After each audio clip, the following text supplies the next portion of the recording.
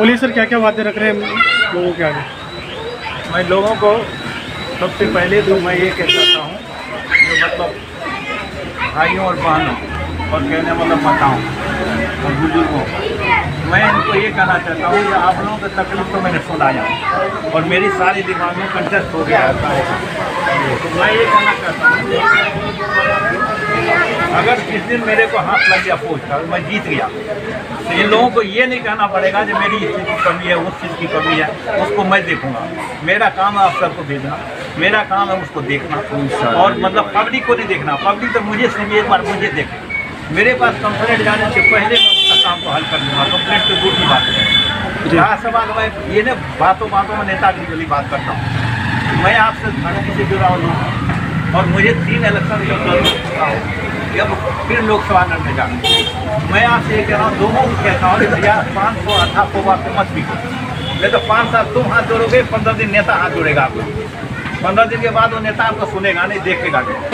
तो इसलिए कह रहा हूँ कि आप लोग मतलब ऐसे जागरूक बनो, ऐसे नागरिक बनो, अच्छे लोगों को नेता हो। मैं नहीं कहूँ मुझे मत जिताओ, हेलो, कोई मेरे से भी अच्छा नेता उसको जिताओ, ताकि आपके हल करे, समस्या को हल करे।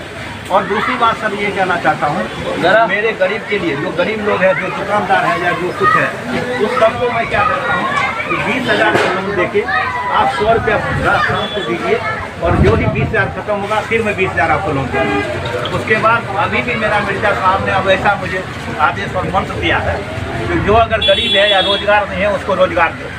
जीतू हारू उससे मतलब नहीं है, फिर भी मैं रोजगार उनको दूंगा, उनको लोन दिलाऊंगा और लोन देके भैया उसको काम करो, नफा तो खा दो लेकिन मूलधन सरकार को वापसी करो। मतलब मेरी ये सब विचार है। मैं मतलब आपको 2 गिना दिया, तीसरे में कहा जहाँ दूंगी वहीं मकान होना चाहिए। मकान का मतलब ये है सर कि मैं वहीं 10 मंजिल बनाऊंगा। ये लोग काफ़ी जगह घेर रखा है झुग्गी वाले।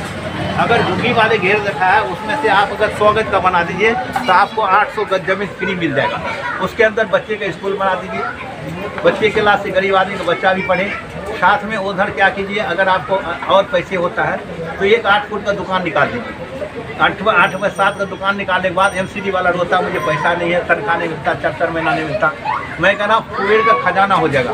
मैं कहा बिजली के लिए हमने 300 कहा, केजरीवाल साहब ने जो भी कहा मुझे नहीं पता, हम 300 के लिए कहता हूँ फ्री करूँगा।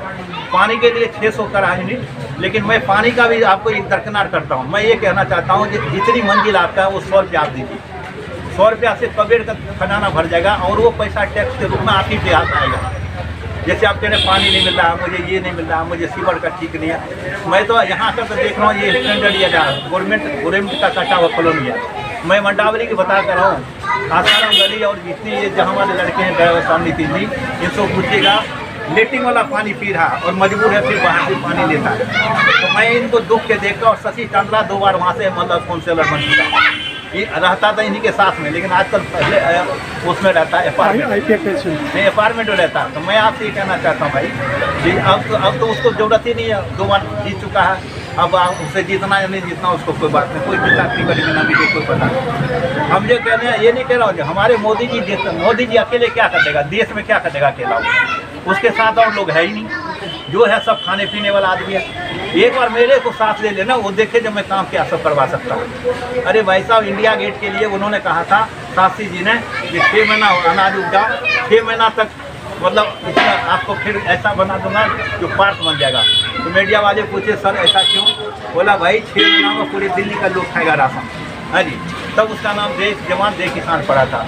मैं कह रहा हूँ फिर मीडिया वाले बोले सर ये विदेश के लोग घूमने आते हैं, क्या कहेगा इंडिया वाले को? बोला क्या कहेगा, 3 महीना में इतनी बढ़िया मतलब मैं बना दूंगा उसको और 3 महीना में घास को खत्म करके 1 नंबर हमारा पार्क बन जाएगा। तो देखिए उनका विचार, शास्त्री जी का विचार। शास्त्री जी ने एक चीज़ और कहा, मैंने वो भी पढ़ा हूँ, बच्चे था।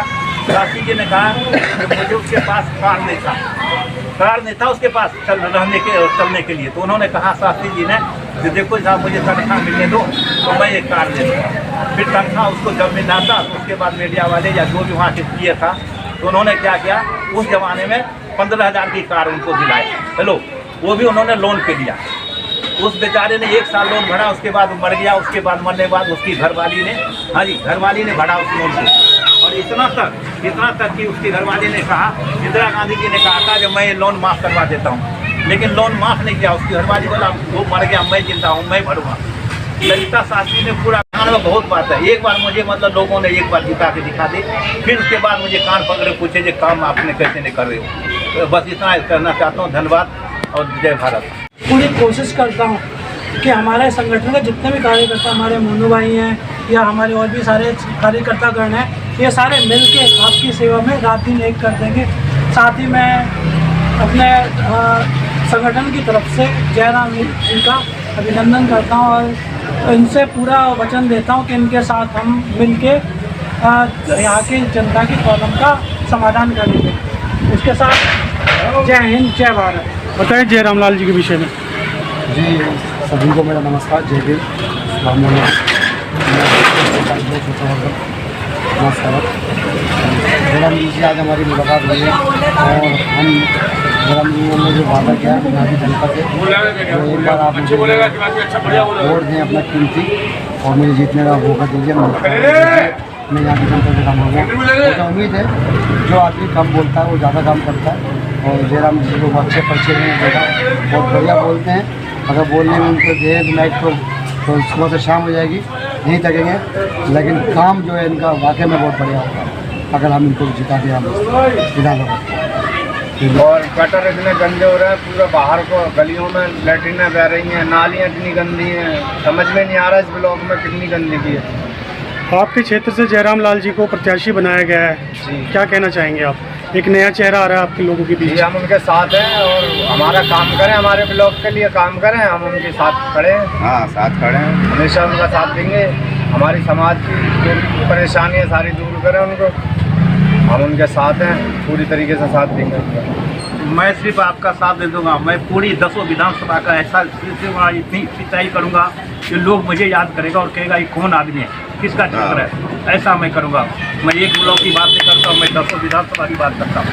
आप लोगों को ये अच्छी मैसेज दे रहा हूँ और मैं दिल से बोलता हूँ। ये नहीं चाँद वाली बात करूँगा, जीत गए तो बाद में देखेंगे।